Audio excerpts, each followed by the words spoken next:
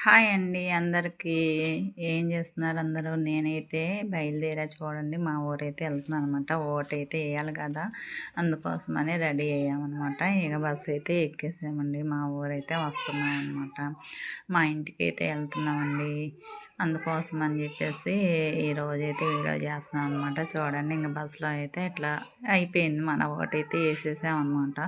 చూడండి ఇక మేము కూడా ఓటేసేసి వచ్చామన్నమాట. ఇంటికి వచ్చిన తర్వాత ఇల్లు అయితే చూడండి ఇలా ఉందన్నమాట.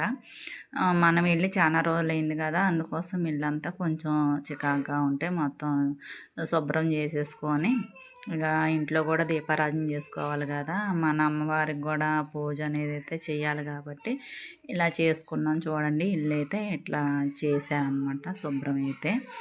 ఇక మన ఇంట్లో కూడా పూజ చేసుకోవాలి కదా! దేవుడి పటాలు అయితే చూడండి వెళ్ళేటప్పుడు ఎలా అయితే ఉన్నాయో మళ్ళీ కూడా అలానే ఉన్నాయి ఫ్రెండ్స్. నాకైతే చాలా నచ్చిందనమాట. ఇక మన అమ్మవారు కూడా పూజ చేసుకోవాలి కాబట్టి చూడండి మన పిల్లలైతే ఇలా సందడి చేస్తున్నారనమాట. ఇంకేముంది వాళ్ళ పని అదే కదా!